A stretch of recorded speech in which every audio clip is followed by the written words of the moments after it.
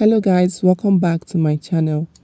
So in my last video I talked about how I was able to make this beaded fringe for my dress after watching some videos on YouTube. But in this video I'll be showing you guys how I was able to make it.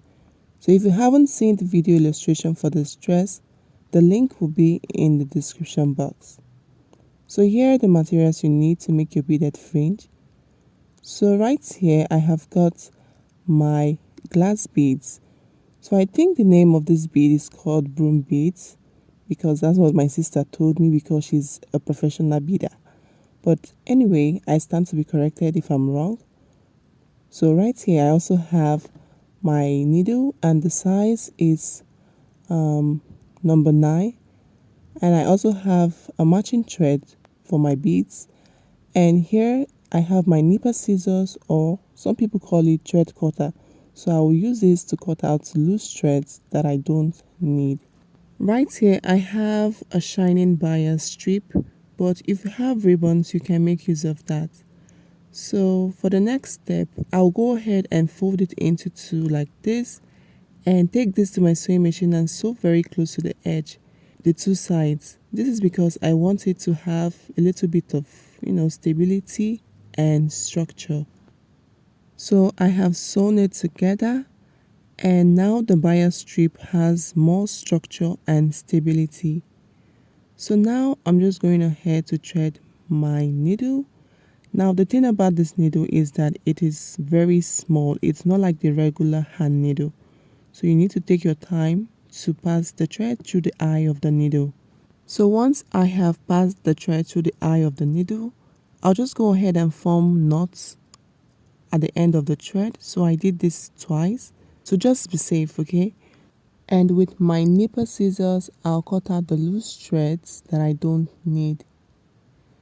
So now I'm just going ahead to mark 1/2 inch away from the edge of my bias strip. So this is the first point for the beaded fringe, and from this point I would start marking 0.75 inch for the space between each strand of the beads. So it depends on what you want. You can make yours 1/2 inch or even 1 inch, it's your choice. So when I get to the last spot that I want, I would make sure that I have 1/2 inch left of my bias strip. So I'm just trimming off the excess beads that I don't need. And now I have the points that I want for my strands. They are 5 in number. And starting with the first point, I will pass my needle through the lower part of the bias strip like this. And then I would pass the needle back again through that same spot. I'll repeat the process again for the second time. All of this is just for security so that the strands are just tightly secured.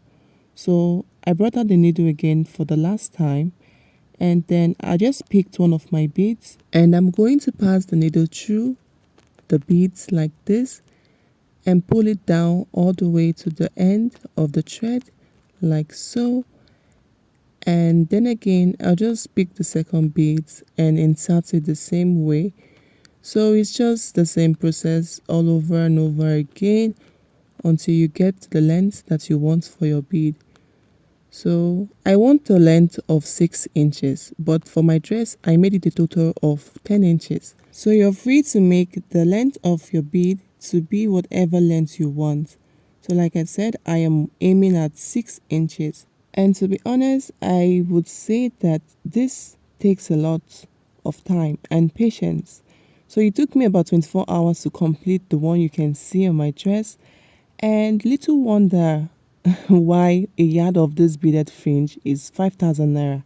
So at this point I felt I have arrived at 6 inches, so I'm just taking my time to arrange the beads on the thread, and then I'll go ahead and confirm the measurement. As you can see, it is 6 inches. So to secure the end of the bead, I would just push the last bead a bit like this, and I'll pass the needle through the bead like this and secure the end tightly. And this is what it looks like. After that, I would pass the needle through the thread that you can find by the side of the bead like this so as to form a loop, and then I'll pass my needle through the loop like so and secure it tightly like this. And then again I will pass my needle through that tight knot that I just formed now so as to create another loop, and then pass my needle through the loop like this and cut off the excess thread. And then I'll go ahead and use my lighter to just sort of like burn the thread and melt it at that point so it stays tight.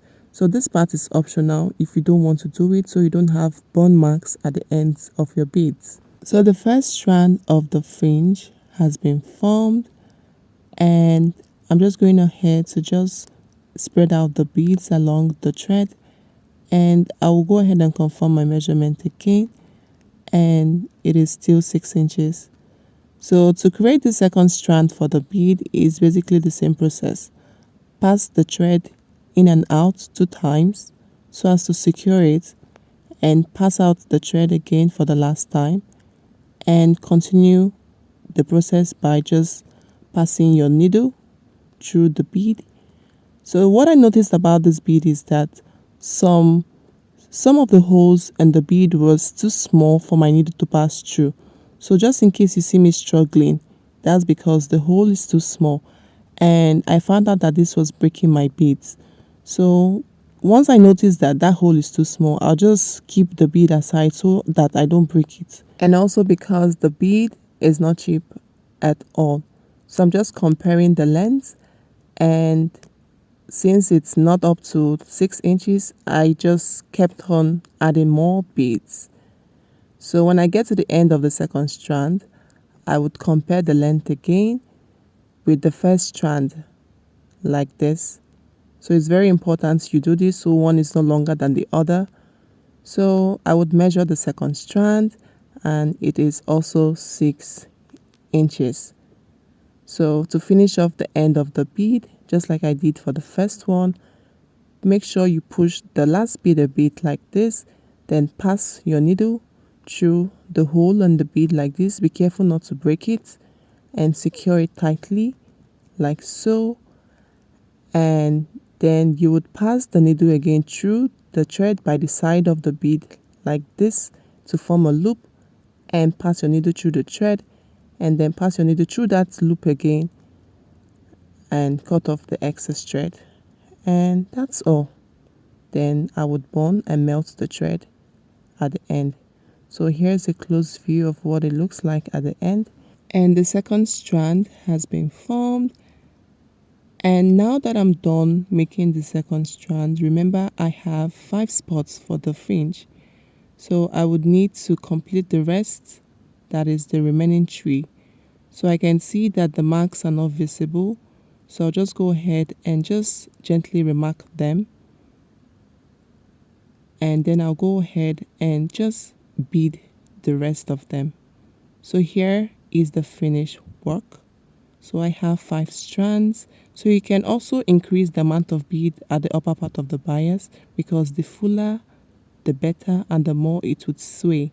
So keep on practicing, and very soon you'll become a pro at making beaded fringes.